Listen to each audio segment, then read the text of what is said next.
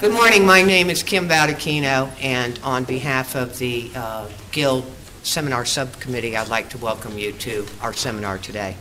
It's a big audience out there. I don't think we expected quite so many, so thank you all for coming. Helen Osborn, I'd like to introduce Helen. I met Helen some years back now, Helen. Yeah, in a course called... Just push it. You okay on that? Yep, okay, got it. And a course on Introduction to One Name Studies. That's right. Back in about 2010. And at the time, I knew very little about One Name Studies. We kind of had a family tree and had just joined the Guild. And so she set us on the right course. And since then, I think I've probably taken at least as many Pharos courses as just about anybody out here. I like Pharos courses, but Helen is managing director of Pharos and offers the Family History Skills and Strategies course in conjunction with Society of Genealogists. She knows like all kinds of stuff, and when I thought of this about this seminar, she was the very first person who I thought of, because I think she's got a really good overview of what we're trying to do here, and she's going to take us back to some of, like why we started to begin with. But she didn't bring along, but I did bring along her book, my copy of it. So she's got a book out on genealogy, essential research methods, and hopefully you'll find her talk very interesting. So with that, warm welcome to Helen. Thank you very much, Kim. So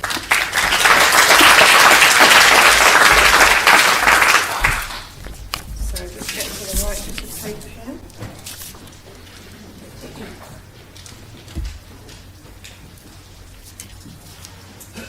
There we are. Okay. Well, thank you very much to Kim for inviting me. And I'm very, very pleased to be with you today to introduce and really start the seminar event on the theme of the next stage, and to have 45 minutes or so of your time to expound on one of my favourite subjects. What's the point of a one-name study? Why do it? I am in a good position here because, leaving aside any of my own personal reasons, I've asked the question, why, of the several hundred people who have now taken that course that Kim mentioned, the Introduction to One Name Studies course. So I've got a pretty good idea of the sorts of reasons that people give. They tend to fall into two camps. What could be called a personal quest for information, and secondly, something wider, more to do with gaining and advancing knowledge.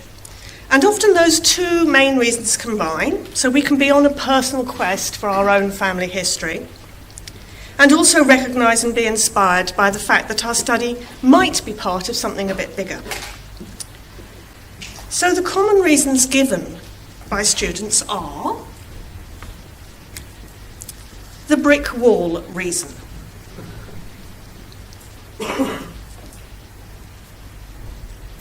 The origins reason.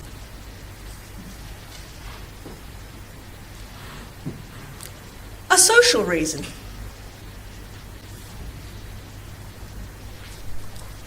A patterns reason. But of course we all know, don't we, and Kim touched on it just now, that your real reason is this, because we can't stop searching. Hey, look what's just been added to Ancestry, gotta get on it right now. So we're all totally absorbed by data collection and tree building, and we love the thrill of the chase, don't we? And I think we have to be honest and recognise that this is a lot of why we're doing it. But what I want to say to you today is I think it's a little bit dangerous to let this reason outweigh all the other reasons. So that can't stop searching reason can take over your study, but perhaps we shouldn't let it. Now, another related question that I'm very fond of asking people is, can a one-name study ever be finished? So I'm going to leave you to think about that right now. I don't know whether you can see all of the writing on this, but the next two slides illustrate how I sort of see the subject of our own personal family history and how it sort of might relate to surname studies or one-name studies. So what does family history normally consist of? I see it is made up of different aspects. History of the surname definitely comes into it, as does proof of lineage, local history, perhaps we might mean history of the community rather than local history, social history, family artifacts if you're lucky enough to have them. Looking at these areas and the history of the family in the round helps us to answer those common questions that we all want to know about. Who were our ancestors? Where did they come from? Where did they live? What were they like as people? What were their lives like? What were the causes of events in their lives? Why did they stay put or migrate? Where did they work? These biographical questions are all answered by doing traditional family history. Now, it's far more difficult to attempt to find out very much about the lives of all the individuals in a one-name study, unless, of course, your study is so small that it's just an extension of your family tree. Nevertheless, I know that answering these types of basic questions, who, what, where, why, remain an aim for most one-namers because we approach from the world of family history, so we're going to see it through that lens. But one-name studies isn't just about family history. It can't be because there are wider objectives. There are usually lots of people in any study, and to be undertaking detailed biographies of lots of people would really jam up the research works. It's not just a matter of pedigree building, because local history, community history, population studies, etymology, linguistics, all of these can play a part and intersect. So how I see a one-name study is sort of like a Venn diagram like this. It sort of encompasses all these things. Firstly, a mature one-name study, and we'll get on to what a mature one-name study is a little bit later on, but it's multidisciplinary. This means it brings in aspects of different academic disciplines, subjects that are very often studied in isolation. So I see family history merging into one-name studies, and that merges into DNA studies, merges into population and migration studies, merges into social history, social geography, local history, history of names, history of words and language, and back into family history. Now, I don't mean to suggest you need to be involved in every single one of these areas in your own study, but you just need to be aware that they're there, that there are these points of intersection and overlap.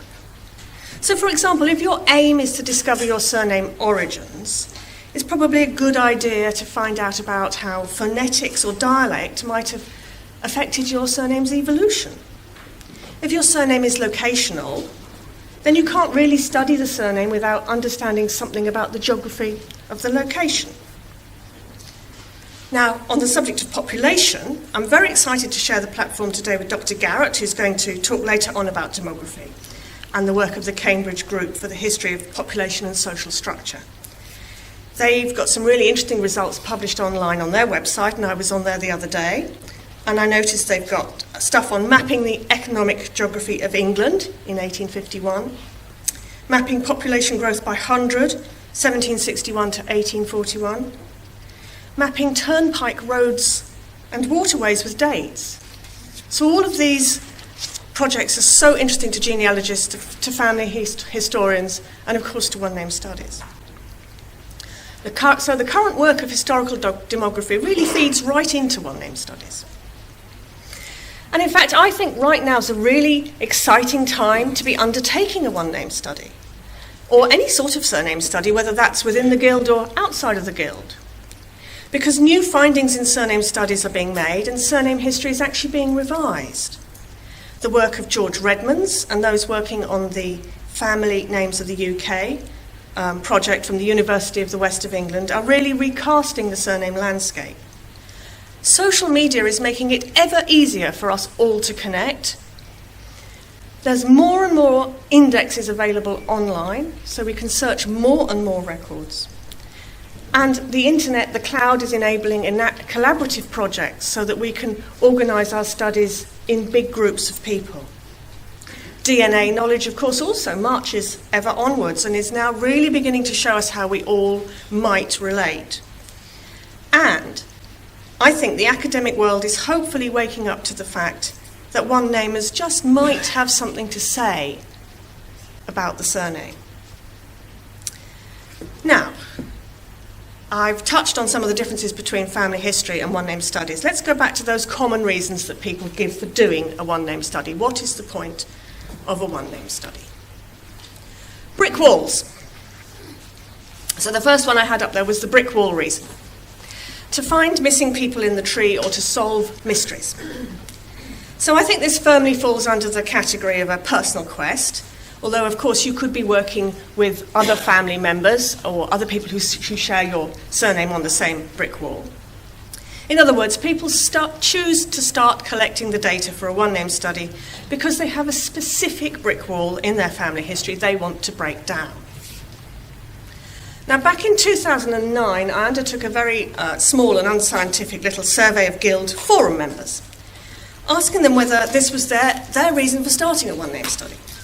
And if so, whether they'd actually solved the brick wall by doing a one-name study.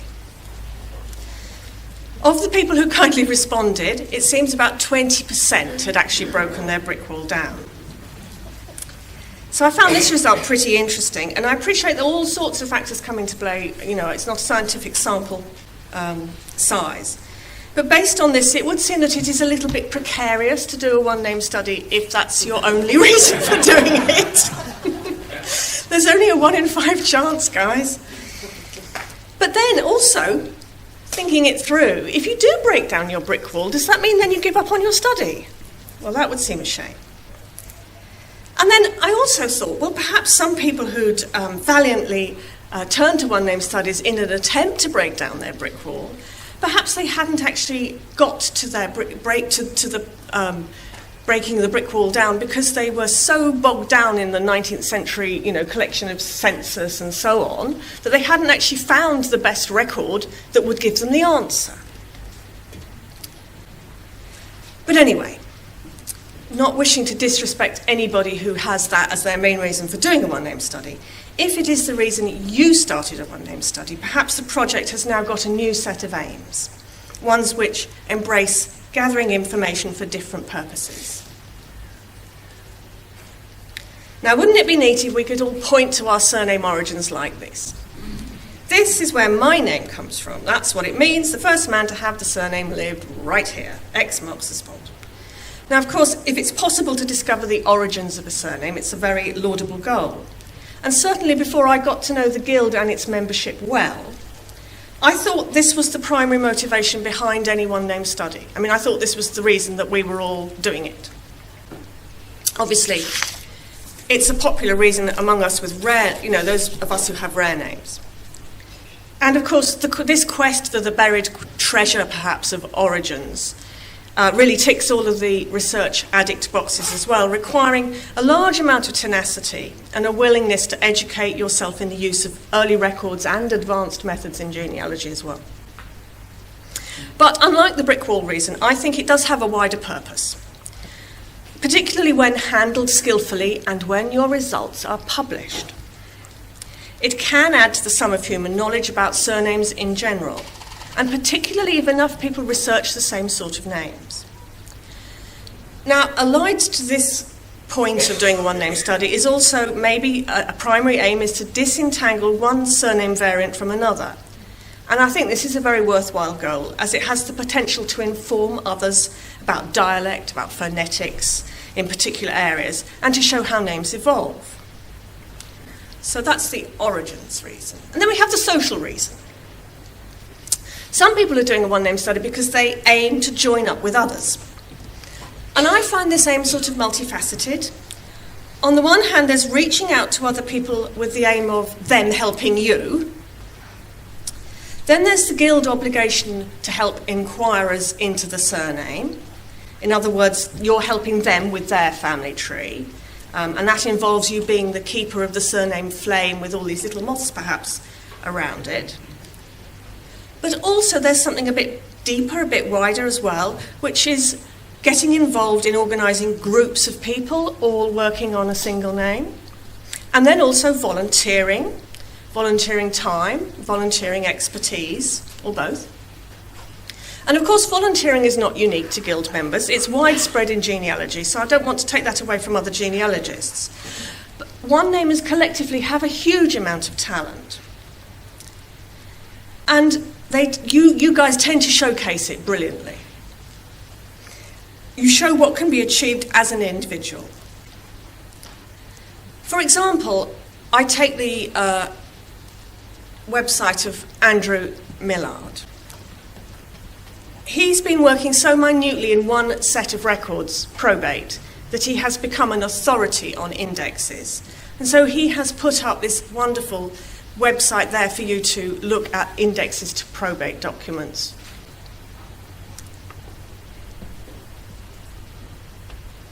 So the Guild works also to this end, this social end, in a number of ways as well.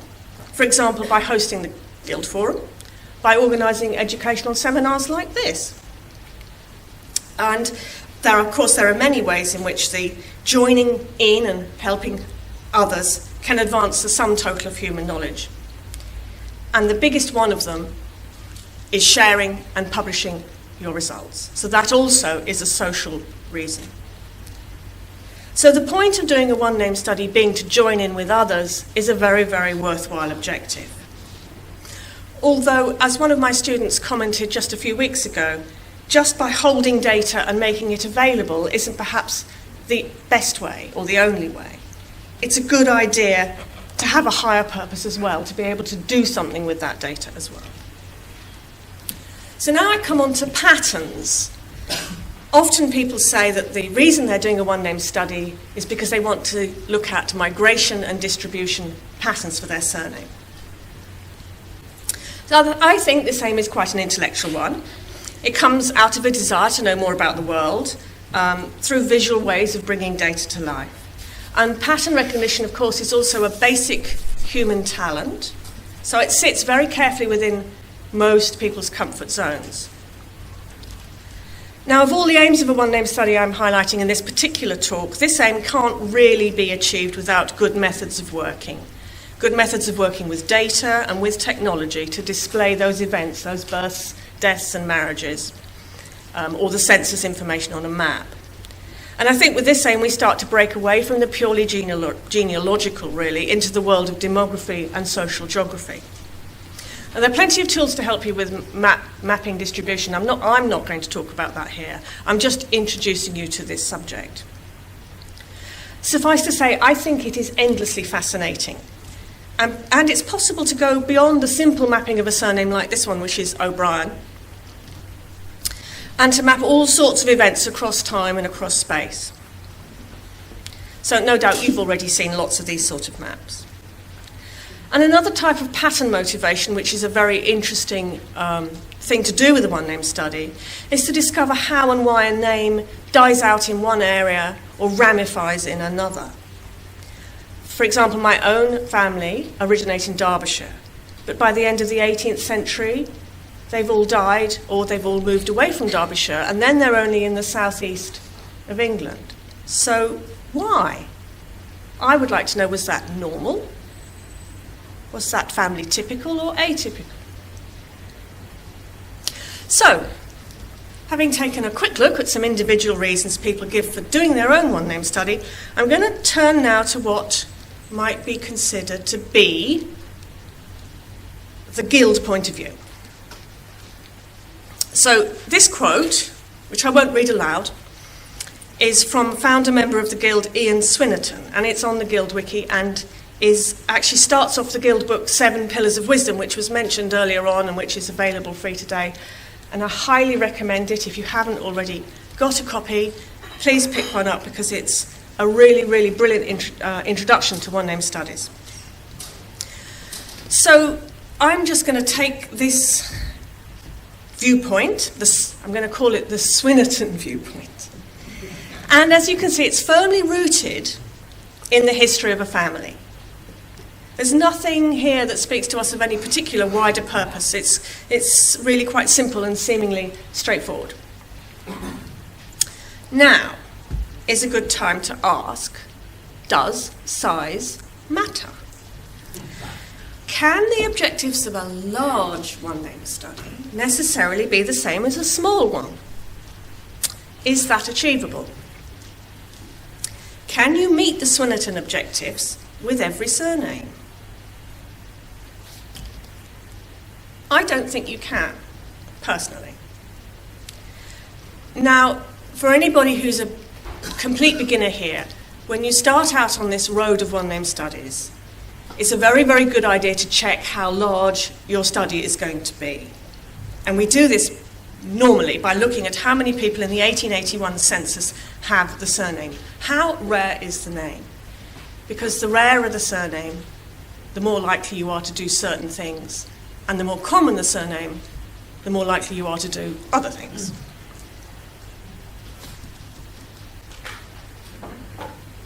So different sizes have different outcomes. And I think there are differences between what could be achieved with a large study and what could be achieved with a small study. Using guild methodology, the larger the study, the more modern data tends to be collected, simply because those core records of civil registration and census take up so much time to assimilate and to get. I mean, if you're going to have 10,000 events or 30,000 events, that's an awful lot of data to be manipulating and collecting. So less time with a large study can be given to going back, say, prior to 1841.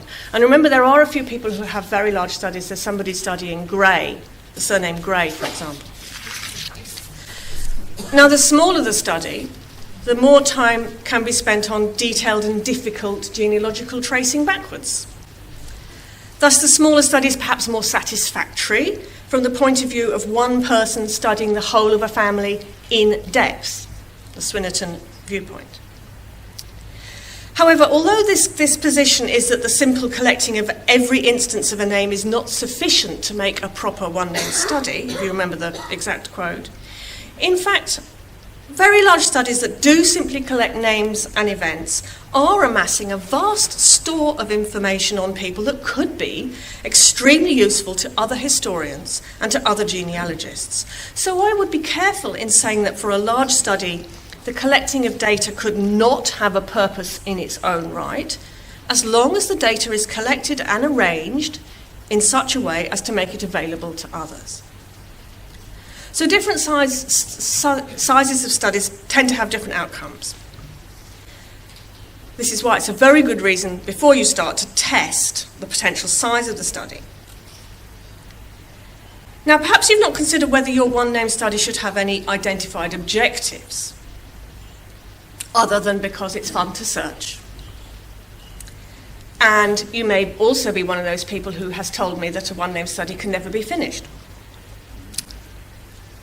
Now, I would counter that with the answer as to whether or not a one-name study can ever be finished is going to be rooted in the aims of the study. If you're vague about your aims, then the work's going to go on forever. And that's when you get stuck. Clear aims and objectives will help you progress. And it will help you get beyond a simple collection of data. And this slide gives you a few reasons why. Now, I know that a lot of people do get stuck at collecting stage, which is why I do tend to bang on about it. And I have a theory about this. Collecting data is very comforting because we know how to do it. It also satisfies that treasure hunting bug that we all have. It's hardwired into us because our brains are still the same as they were when we were hunter-gatherers. It's the hunting down of stuff. It's so satisfying. Now, of course, lots of data collection does help you link people together into trees and to build family history. But once you've done the major collections of the core data, the civil registration indexes, the census, the probate, and so on for the 19th and the 20th centuries, do you really need to add in the latest set of releases of 19th century sources? She thinks she does, but I question it. Given the pace at which records are released, you quickly become overwhelmed with potential sources. added to which a few well-recorded personalities can really tip the balance into unmanageability. And in this sense, I feel that the point of my own study is really not to linger too much on what I call the Swinnerton objectives or Swinnerton point. I'll give you an example from my own study of family history into the name of Beechcroft, which is a very rare name. Now, because the family were very prominent in London, particularly in the late 17th and the 18th centuries, when I start to collect all the mentions of the name, it completely jams up the works. There are just too many of them. It's not because there are too many people, it's just that one or two people are recorded everywhere. Okay? So what I want to do, my aim for this is to get back further. I know all about the 18th century people. I know about the 17th century people. I'm in the 16th century, and I want to find out, where does Beechcroft come from? Where does it originate? So forget about all that stuff about building their religious and their political beliefs. I say, no, I can't do that. That would take me the rest of my life. I'm not doing it. I want to find the origins of the name. Therefore, I'm not collecting all of the instances of the surname in the 18th century. I need to go back further and concentrate on the 16th century. Now, I do totally agree that merely collecting each instance of the name cannot be sufficient. And I would go further, that to do so and also to put too much emphasis on reconstructing the totality of a family, of all the possible family histories within a study, actually prevents more useful discoveries being made. Thus, what I say is too much emphasis on both name collecting and family history might prevent more generally useful work being done. And that's why I find the idea of core records so useful. If you're new to unnamed studies, core records will be new to you as well, but it's in the 7 Pillars of Wisdom book, so do take a look. Build your trees, get your framework sorted out, but don't doggedly pursue every possible source, if that prevents you moving the research onto the next stage. So as far as I can see, the point of data collection must be to enable analysis, and that's really what this whole day is about. And analysis will lead you to conclusions, and conclusions will lead you to publication. So what is analysis? Analysis really is the breaking down and reordering of data in a different way. And it happens at different stages in your study. It happens right at the start, when you collect enough data to start your tree building, and it happens towards the end, when you've collected lots of data and can look for patterns. Not necessarily just distribution or migration patterns, but also evidences from the data that point to things like what age people married at, how many second marriages you might have, what age did people die, those sort of statistical things. These are the wider objectives that are not just about doing family history. Now, I touched very, very quickly on the subject of maturity earlier on. The more data has been collected and the longer the study has been going on, the more mature we can say the study is said to be. And with maturity, that's when the conclusions can start to come. And the meeting of some of those objectives, obviously, as well. So if you've been doing your study for some time, you may now be in a position to come to some sorts of conclusions about the meaning of the name, about the likely origin, certainly about migrations across the country or across the world, and you probably have some interesting statistical information. We're going to hear this afternoon about what you can do with that information. Now, if you're just at the start of your journey, this can seem impossibly distant, but don't be downhearted, because you will get there. But for everybody else who's built up a lot of data, and I know there are a few people here who've been doing one-name study for some time, once you finish with those core records, you can be said to be moving into a mature stage. And all of this brings us on to that magical thing called synthesis, which causes so much grief. But basically, this is where all of your knowledge, your conclusions and information become real wisdom and expertise. Wisdom and expertise in the history of your surname. You are the person who is the world expert in your surname. It's quite something.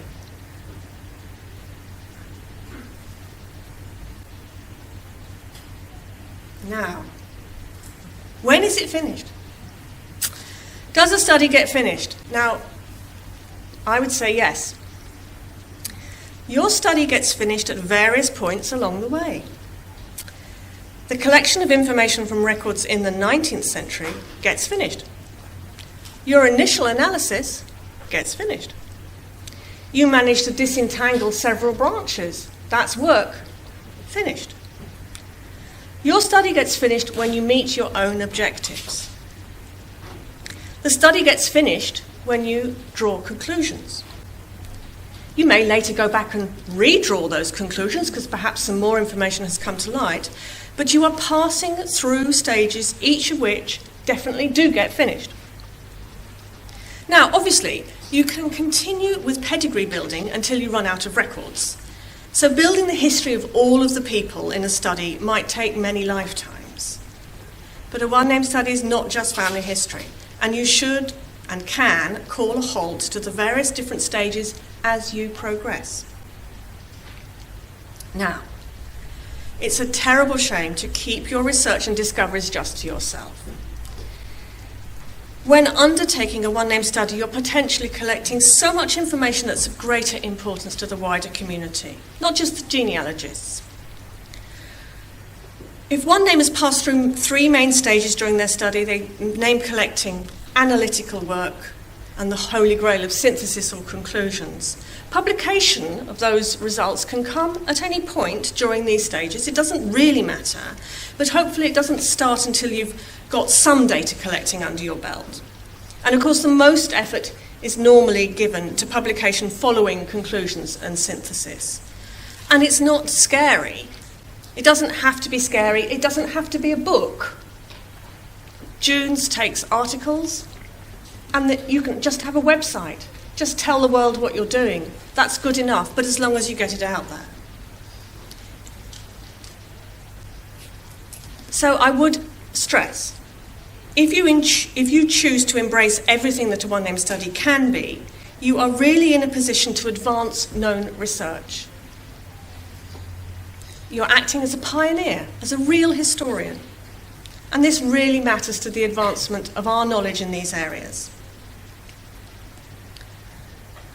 So, just to recap, what is the point of a one-name study?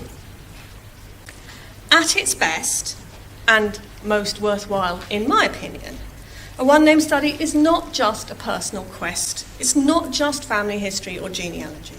And it's not just tree building or helping other genealogists either. There's so much more that can be discovered, particularly when your objectives are closely aligned with analysis of data. Your discoveries might include exciting things like the disentanglement of variants of a surname into families and or place. You might discover the first person to pass the surname downwards. You might prove one real location for a locational surname. You might show that a name has multiple origins. You will definitely collect some statistics about the lives of people. You might be able to show why a surname dies out, or why it expands, and what factors came into play there. You might have information about how a surname intersects with what's known about the locality. You might have answers to questions of general usefulness, such as how far are surnames still located near their point of origin. It is the collection of data that can be manipulated and analysed that really sets one name apart from family historians. But I'm going to go a little bit further here. We also need to be able to compare one study against another for the most interesting results to come out. Is your study unique? In what ways? The next stage for us all, I hope, will be comparative analysis of studies. As the Guild moves forward and the studies of more and more members become mature and reach the final stages, The collective building of knowledge within the guild actually mirrors those stages of a single one-name study. Thus, the guild itself is building a body of knowledge through publication in Junes on so many different sorts of results. I think the next stage surely must be to analyse what individual members have found by comparing one study against another. So, I would say, please don't let the "because I can't stop searching" reason be the only reason you do a one-name study, because a one-name study deserves to be so much more than just a personal quest. If we work together, it can be. And the best is yet to come. I hope I have provided you with some food for thought. I know the rest of the day is going to inspire you. Thank you.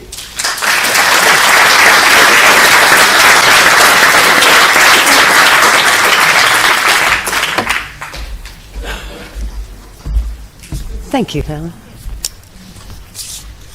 Okay, do we have any questions for Helen, please? We've got a roving mic back here with Rod. Absolutely stunned into silence. There we go.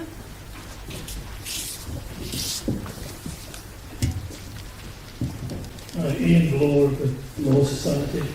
And what I've written down here is that you have a pretty dismal view of the future of your study after you've stopped doing it.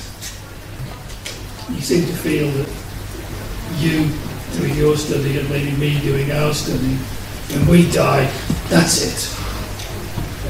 Do you think that's generally true of one-name studies? That it's us and then nobody? I hope not. I really do hope not. I didn't mean to imply a dismal view, but I think we would all agree that it's a good idea to publish and to get it out there and to have somebody to hand a study on to, which is why it's a good idea to work in a group of people if you can, if you've got people who can help you, and if you've got somebody who can take your study over, then of course that's a wonderful thing to do. I do know that very sadly there was a lady who did take one of my courses, and she even commented in a class. I was looking at what she'd said some time ago, and she'd said it would be a terrible shame. There's no point in doing a one-name study unless it can live after you. Unfortunately, she then died, and nobody has taken her study on, and that's the end of it. And so that seems such a shame, doesn't it? I agree, but it doesn't have to be. And I think the Guild is there to prevent that happening, and it's why it's a good idea to have make use of the Guild archive and things like that as well. Yeah. It'd be interesting to discover the average age of people running. Indeed. Well, it mirrors. See what's happening to that with time. I suspect it's just rolling up and up. So publish now.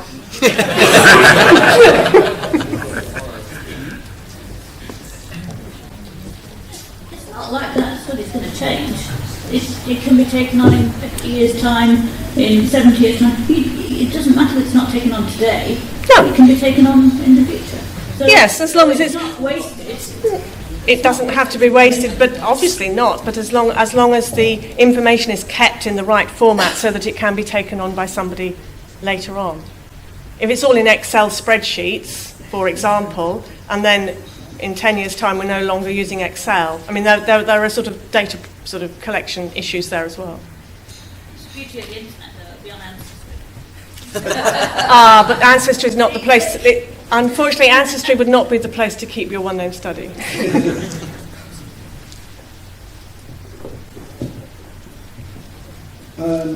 You mentioned the University of the West of England work. How do their professional objectives compare with your sample of us volunteers, inverted commas, amateurs? Yeah, that's a very good question. Their professional objectives as a group of academics was to look at the surname dictionary, the Rainey Dictionary, and to see whether they could advance work in that respect. And obviously I know that Guild members have been very helpful to them, and there are some extremely interesting results that have come out of their work. I don't think it's all published, but I have listened to a podcast of one of the researchers talking about it, which is available.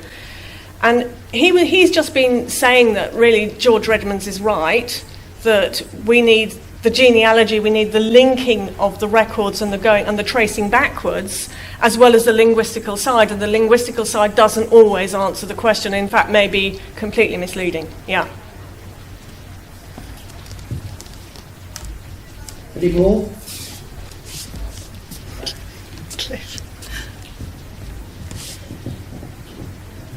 Cliff Campbell, the International Road Society, and to a lesser extent the Campbell surname study. One of the things you mentioned was the great importance of publishing your research. Do you advise your students, whether it's the introductory course or the advanced course, of any particular publications of research that are guidelines for what they should aim for?